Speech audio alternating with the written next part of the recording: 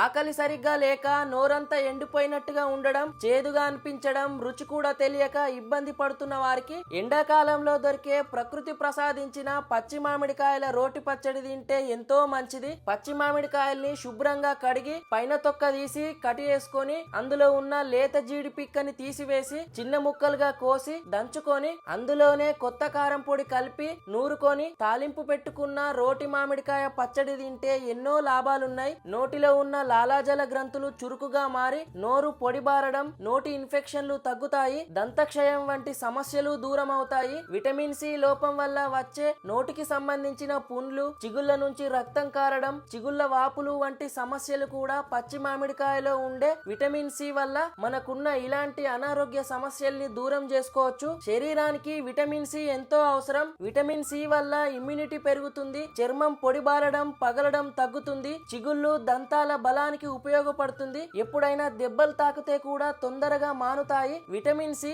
పచ్చి మామిడికాయలో కావలసినంత దొరుకుతుంది. మార్కెట్ లో కూడా పచ్చి మామిడికాయలు అమ్మడం స్టార్ట్ చేసిర్రు. ఈ వీడియోని షేర్ చేయండి, చాలా మందికి ఉపయోగపడుతుంది. అందరూ మర్చిపోతున్న మామిడికాయ రోటి పచ్చడిని వీడియో చూసైనా గుర్తు చేసుకొని పచ్చడి వేసుకొని తింటారు. ఎంత మందికి మామిడికాయ రోటి పచ్చడి ఇష్టమో కామెంట్ చేయుర్రి. మరిన్ని మంచి హెల్త్ వీడియోల కోసం మన పేజ్ ని ఫాలో చేయుర్రి. Thank you for watching.